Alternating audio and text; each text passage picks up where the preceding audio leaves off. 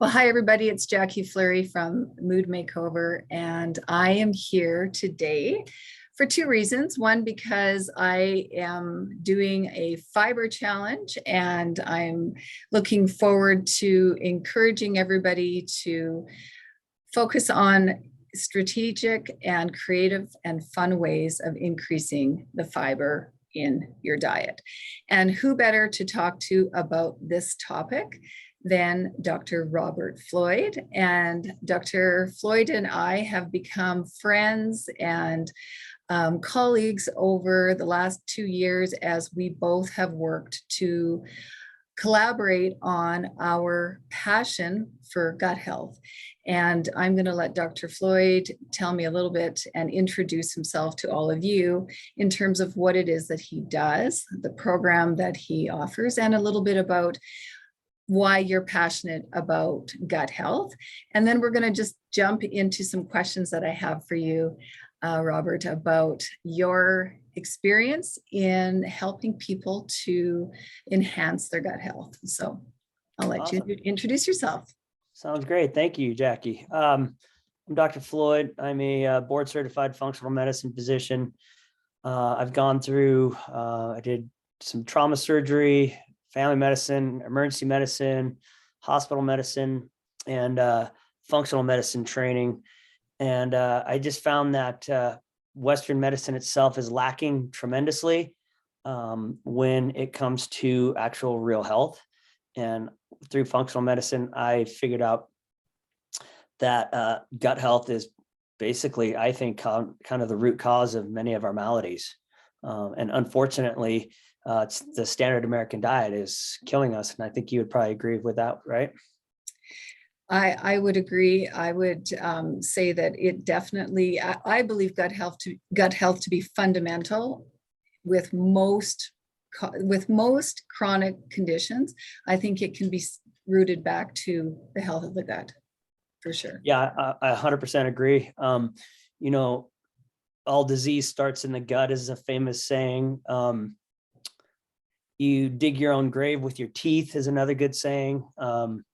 And, people way back when, even in the medieval times, when we were, Hippocrates times, and we were learning about medicine, that's when they were really focusing on gut health. I mean, obviously, it's pretty obvious if you eat well, you're going to be healthier. And unfortunately, the standard American diet is the furthest thing from health and from healthy food, unfortunately.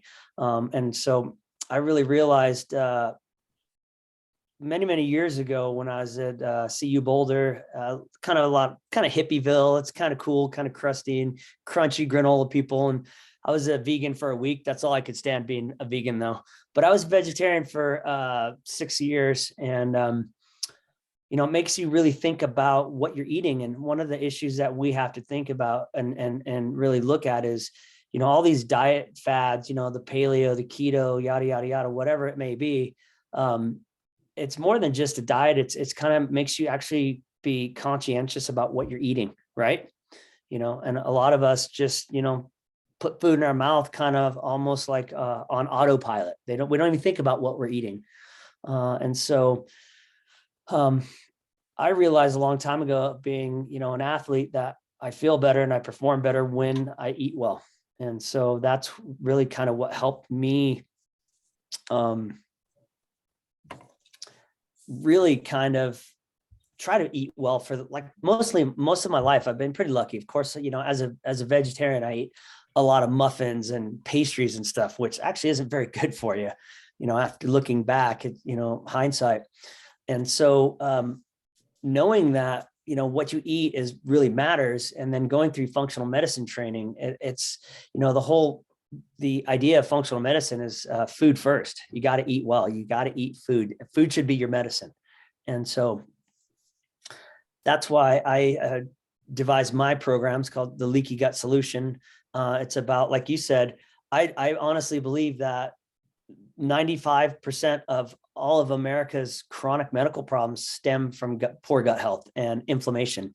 When you have poor gut health, you have inflammation. When you have generalized inflammation, your whole system is askew and you get sick. And, inflammation is the root cause of basically all chronic disease at this point: heart disease, stroke, diabetes, kidney disease, stomach disease, cardiovascular disease. All these, they all have one thing in common, and it's inflammation. And so if I decided to make my program to really kind of quell the inflammation, and I know that's what your program as well, and what you've been focusing, and I think you wrote your book on it. Basically, inflammation in your brain changes your moods, correct? Absolutely. And I think that we come at these teachings from the same place with a different emphasis. And I have found over the years, in fact, it's why I wrote my book, because I found that people came to me for physical health challenges and didn't realize that they could expect to feel better in their brains, like in their mental outlook, in the way they felt less depressed and less anxious and better, like they had better motivation. And that was an unexpected outcome that they experienced as a result of clearing up their skin or clearing up their digestive tract or helping their joints feel better, whatever it was. So it was an unexpected outcome. So what I would like you to do, Dr. Floyd, is explain in a nutshell what leaky gut is, and then we're going to jump into the whole concept of fiber and how that ties in to the strategy around leaky gut. So how would I know if I have a leaky gut? That's a big problem. Actually, most people don't know they have it. And you can, if you have autoimmune disease, you have a leaky gut. If you have inflammation, you have a leaky gut. If you, have bowel problems, you probably have a leaky gut. Basically, if you eat the standard American diet, you're going to have a leaky gut. If you drink too much alcohol, there's a whole bunch of things that cause intestinal permeability.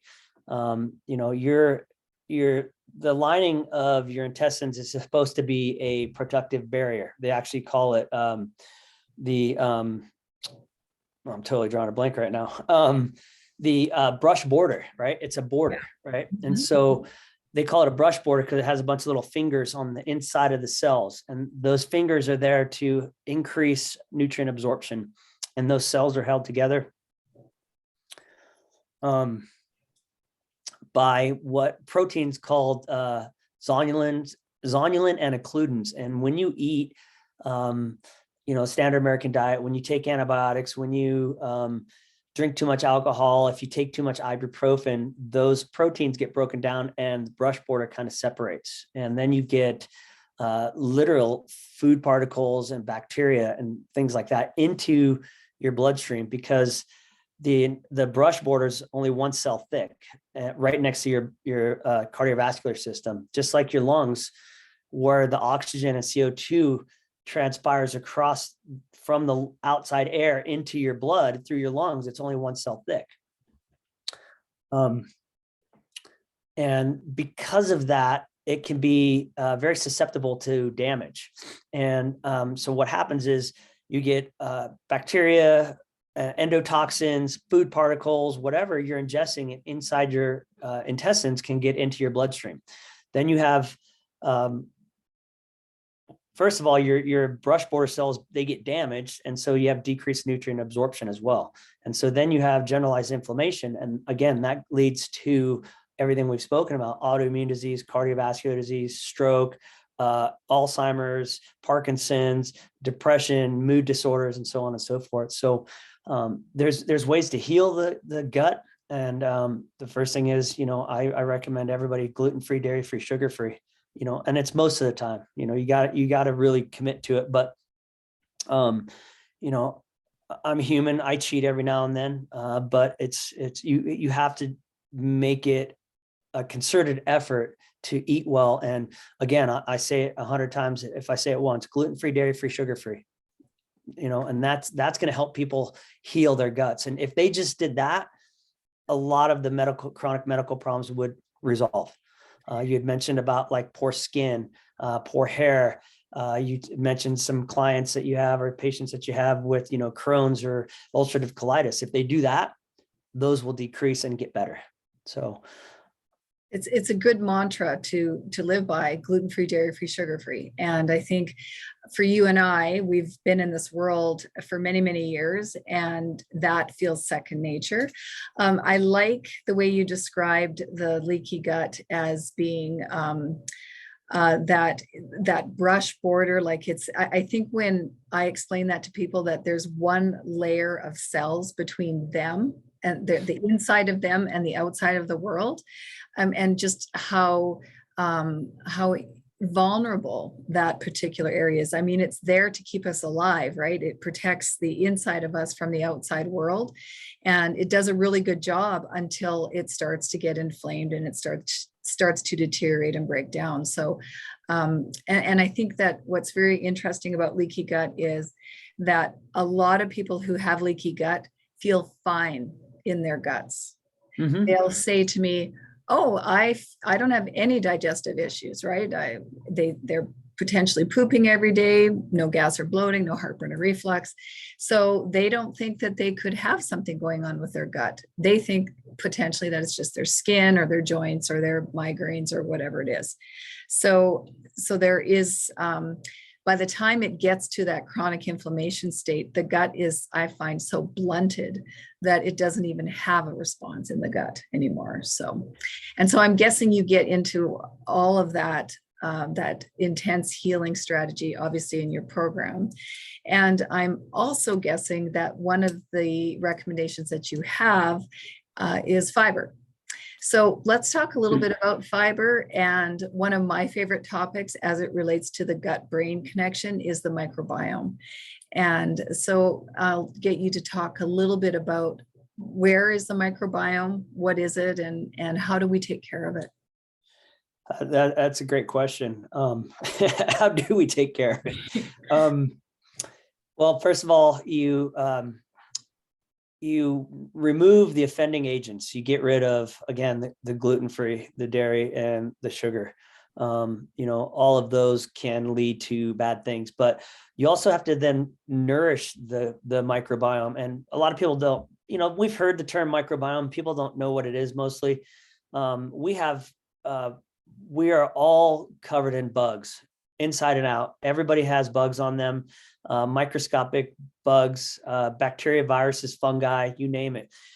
If I were to cut you in half and do a DNA sample of the middle of you inside where your guts are, it would be about 95% bacteria, viruses, and fungi, and only about 5% human DNA. I mean, that right there tells you, wow, holy crapola. I mean, that's that's a lot of bugs. And we all have different microbiomes. You have a microbiome on your skin, you have a microbiome in your eyes, in your ears, in your mouth, all the way down to your bottom. And so, but what the gut microbiome is so very important for good health. And it's not symbiotic, kind of like the sucker fish on the shark. This is called commensal, right? And so the bugs in us help us, but we don't really help or harm the bugs inside us. They are there to help us. It's a one-sided street, basically, a one-way street. And so, when the microbiome gets out of whack with maybe too few different bacteria, or too much of one bacteria and not enough of the other, that's when diseases start to happen. You ask about how do we nurture that microbiome, and one of the ways is to eat a high fiber diet. The bugs in your guts, they live on fiber. They digest the fiber, and their byproduct is what helps your cells and your body be healthier. Again, it's a commensal relationship where they help us tremendously. And if we don't feed them appropriately, they're not going to be able to help us as well. So, it's fiber is there's what everybody knows the term probiotic. A probiotic is just a bacteria. Okay. It's, lactobacillus. That's the most famous one. Then there's prebiotic, which actually feeds the probiotic feeds the bugs. The prebiotic is non-digestible fiber. And then there's a postbiotic. Probiotic, prebiotic, and postbiotic. The probiotics are bugs, the prebiotics are what feed the bugs, and the postbiotics are what the bugs make inside of us. The bugs help make us neurotransmitters. They help make butyrate, which is a fatty acid, an essential fatty acid, which helps nourish the cell lining, the brush border cells in our intestines. I mean, it goes on and on and on what the bacteria do and how the postbiotics, how they help us. And one of the best things that you can do is eat a lot of fiber. Unfortunately, the standard American gets about 10 to 13 grams of fiber a day, right? Which is, it's terrible. It's such a small amount. We're supposed to, as women, you are supposed to have, I want to say 23 to 30 grams of fiber a day, and men are supposed to have 33 to 40 grams, basically almost 38 grams of fiber a day. And if you think about that, most women are getting less than half of what they're supposed to get, and most men are getting less than a third of what they're supposed to get. And because of that, the microbiome inside us is really not flourishing and providing all the essential elements that it's supposed to.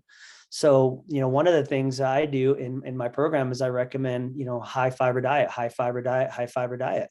And if you do that, you're going to feel better. You're going to increase the number of bugs, and you're also going to increase the diversity of the bugs in the gut. And, I was doing some learning not too long ago about, it's called the Hadza people. It's one of the last hunter-gatherer tribes known to man right now. They did a study of their microbiome, and there was like 34 different species of bugs inside these hunter-gatherers' guts. Okay. Americans, we have only 17. So we're like half of the number of the diversity of bugs, and increased diversity usually means an increased health baseline. So it's so so much of what you've said is just gold to me, because 30 grams of fiber for the average person, especially like you talked about how you were vegan for a week and then vegetarian for a while. And I was the same way. And I found that I obviously was very intentional about how I had to cook and prepare foods, because when you don't eat flesh for protein, you have to work that much harder to get not just protein, but your healthy fats and that sort of thing. So, but what's interesting about fiber is that the less fiber we eat, I think, the harder it is to digest fiber. And so it becomes a bit of a vicious cycle. And so I did a little challenge a while back, and I think that's why I've recommitted to this challenge, both for myself and for my clients, is that it actually takes a lot of work to get 30 grams of fiber. Oh, yeah. Especially if you are somebody like me, and I intermittent fast a lot. So I don't eat my first meal until sometimes 3 o'clock in the afternoon. And so my window of eating is really narrow. And within that within that narrow window, I have to somehow get 30 grams of fiber. So it's really challenging. And when I actually measure out what 30 grams of fiber is without grains and without a lot of beans and legumes, which is part of the challenge that I'm doing, I won't be emphasizing grains, and I won't be doing beans and legumes because they're high in lectins and they're hard to digest and process, especially for somebody who's just introducing fiber to their diet. It can make you just feel like you're going to explode if you start, even if you soak them and sprout them and do all those things that I've done in the past. It's really, I think, I can't eat hummus. It just doesn't work for me. So I'm going to be focusing on some of the ways to get fiber in that don't involve those foods. So the lower carbohydrate, higher healthy fats. So why don't we talk a little bit about what you maybe have found to be, what are your recommendations for somebody like me who is just like what I explained? I don't eat a lot of quantity of food, quality over quantity, but I don't eat a lot.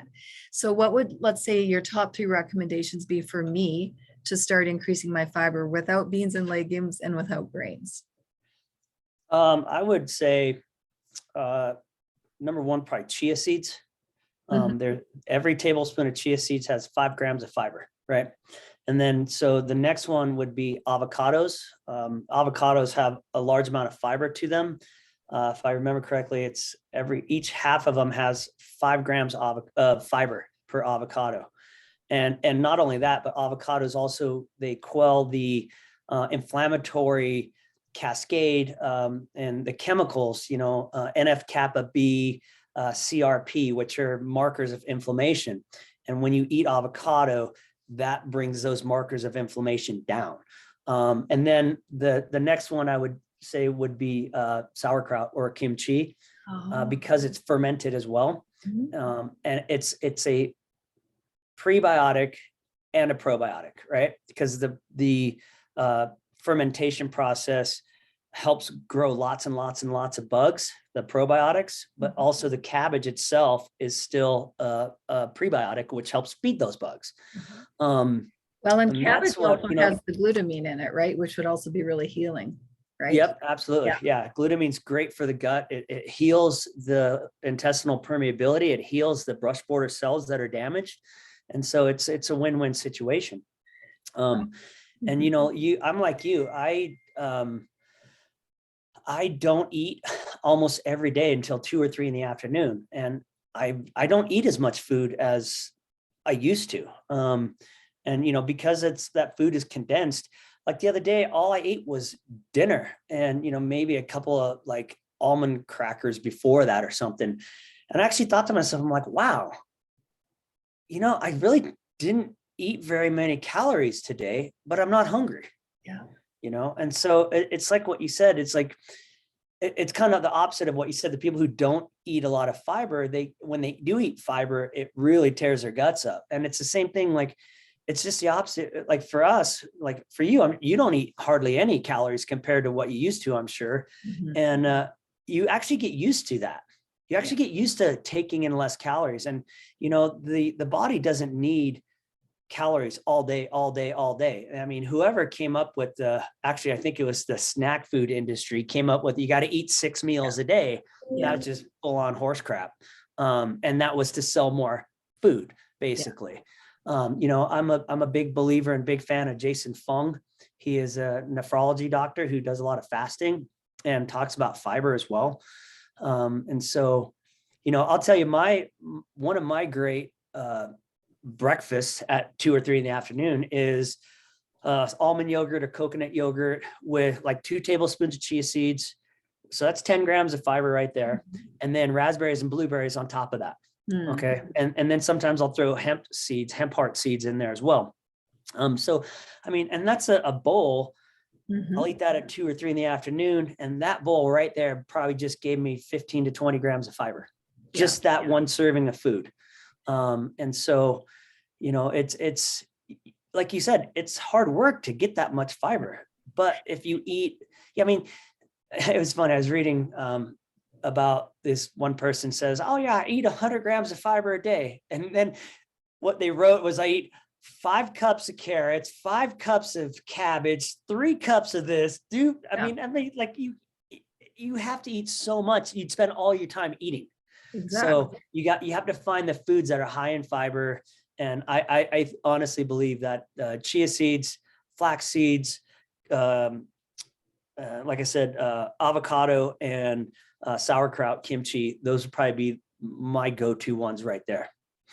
I love those recommendations. In fact, honestly, my mouth is watering when I think about that sauerkraut, which you made a great video, and I will share that link of how you made the sauerkraut, which is so super easy and so gratifying to just take cabbage and work it with your hands, and you make that beautiful brine, and then it just, I mean, it's a miracle food. It feels like a miracle food when you do that. So I'm going to definitely share that. Yeah, it really is a miracle food. Yeah. I mean, it's gotten people through famine. Yeah. And it gets them through famine in a healthy way, because it is literally a miracle food, because it does everything you need for your health. And it decreases inflammation, it increases fiber, it increases probiotics, it lowers, helps you lose weight, yada yada yada. I could go on and on and on about it, and it's good, and it's really easy to make. It is really easy, and I think what you and I are emphasizing here is quality over quantity, and I'm so happy that you just listed those top 4 foods, because for somebody like me, that is exactly how I break my fast. It'll be with something like the chia seeds, the hemp hearts, the flax seeds, and when you soak them, then it requires less hydration as it's going through your system. Because the other issue that I find when people are increasing their amount of soluble fiber, like the flax seeds, sometimes they'll use, like, psyllium is everywhere now. People are baking with psyllium. They're doing all sorts of things with psyllium because it acts like a flour, but it's grain free. So it's kind of again, a really cool way to, increase the fiber and to be creative with it. But I just find that because I don't love to cook, and I don't love to spend a lot of energy trying to figure out what to eat.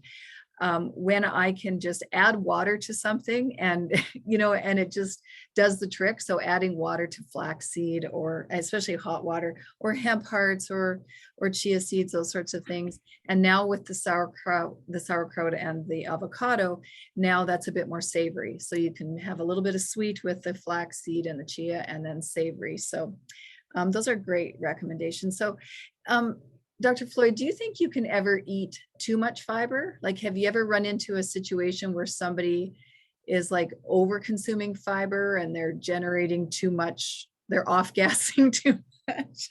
Yeah, they can. And like you said before, if your body's not used to eating fiber, it can cause problems. Not to get too personal, but if I eat too many flax seeds, and it actually constipates me, which is weird because I would think it would do the opposite, but what it does is it sucks up a lot of water out of your colon and kind of makes it kind of more dense stool. But yeah, you could easily eat too much fiber. And if your guts aren't used to it, if you don't have the right amount of the bacteria in your guts to help digest it, it's going to cause problems. But that being said, once you get used to it, you can't eat too much fiber. There's, like I said, the Hadzas, the hunter-gatherers, they eat 100+ grams of fiber a day. That's all they eat is fiber, fiber, fiber. And every once in a while they get meat when they can hunt and catch something. Yeah. Everybody's heard of the paleo diet. The Paleolithic, quote, caveman and woman, they estimate that they eat 110 grams of fiber a day as well. And so we're meant to eat fiber. We are meant to eat a lot of fiber. And, but just like everything else, start low and go slow. Yeah. If you're not someone who eats a lot of fiber, don't try to get 50 grams of fiber in tomorrow. That's so true. Yeah. Yeah. You're not going to like the results. No, it'll make you feel worse, not better. And then, like you said, I'm like you. I will easily get constipated if I do too much of that soluble fiber. So you're right. It is definitely to go low and slow. And that's with the fiber that absorbs water as it goes through your system. Things like avocados and of course, all the vegetables, they don't do that. That's more of an insoluble fiber. So it's not going to recruit a lot of water to go through your system. So, so I'm looking at the list of questions that I want to ask you, and I feel like you've covered way more than I hoped. And that's great. And the one thing that really jumps out with what you've shared that really speaks to my passion around gut-brain health is the whole concept of postbiotic. And if you can believe it, I've actually never heard that term before.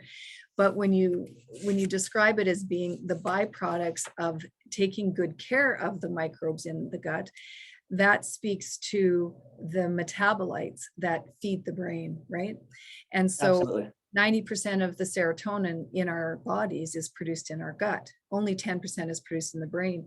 So when we're talking about mindset and anxiety and depression and an overall sense of well-being, so much of that stems from taking good care of the community that lives in our gut. So that absolutely, yeah.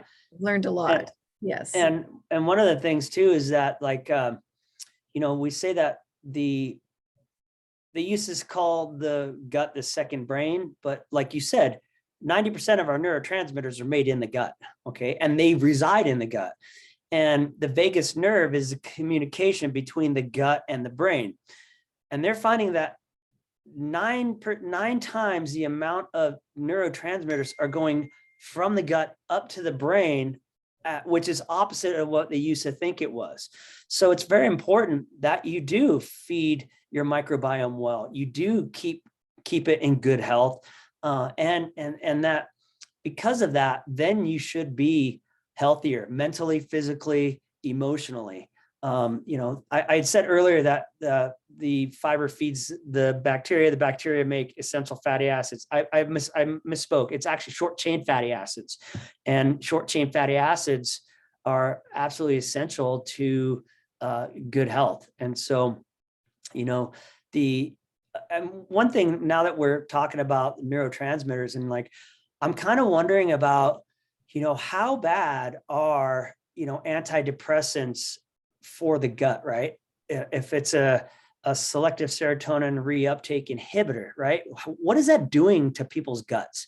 I don't know if we've ever studied that. I don't know if, the medical complex has ever studied that, because I can't imagine it's good for people's guts to do that, to have to take anti-serotonin medications, because there's so much in the gut.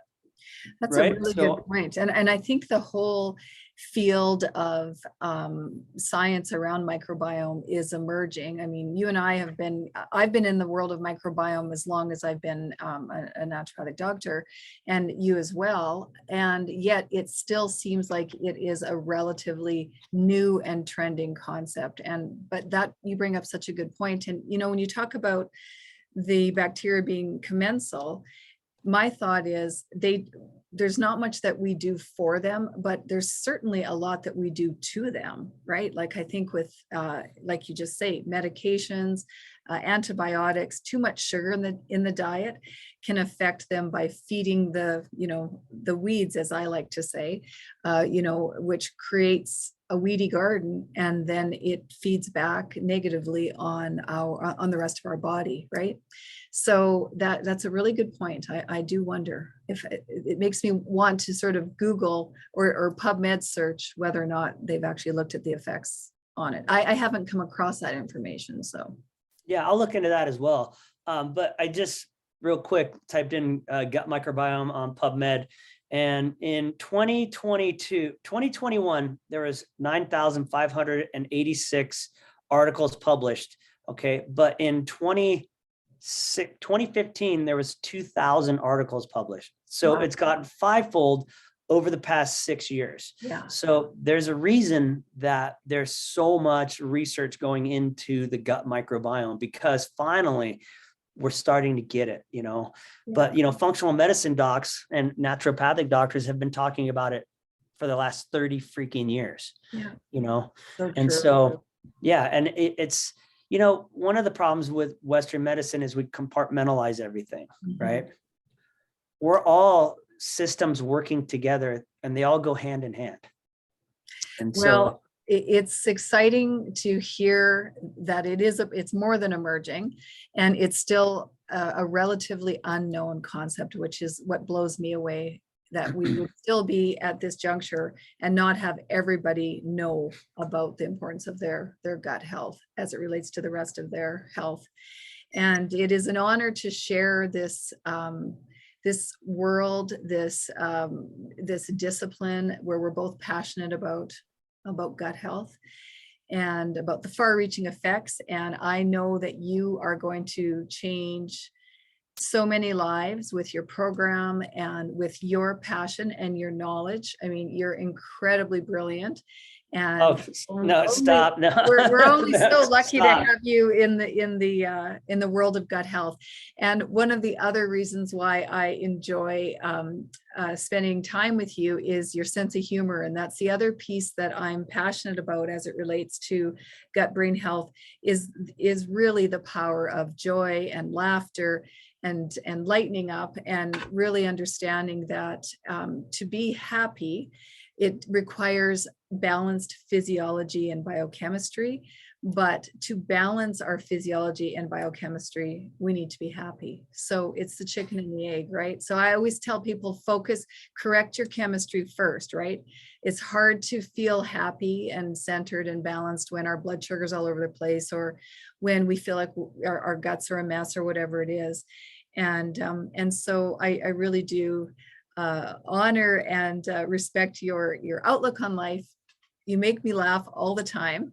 And, Oh, good. and I value that so much about you. So before we wrap up today, is there any parting words that you'd like to share with us? And I'm assuming you're going to let us know how we can get in touch with you for people who are interested in your program, or how to follow you.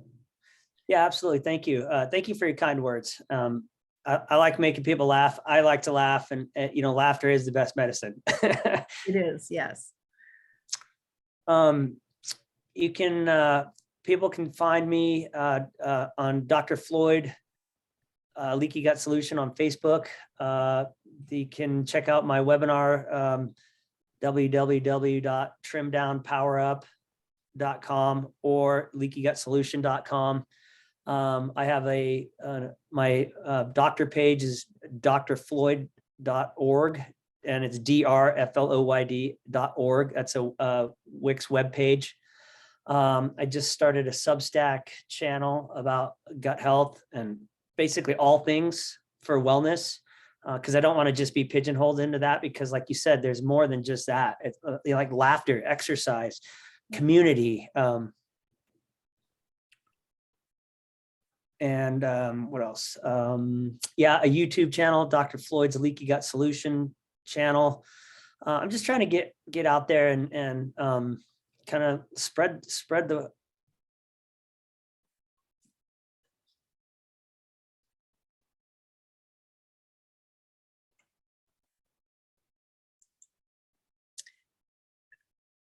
I'm not sure if we lost Dr. Floyd or what happened, but I think we got all the information. I can't hear it.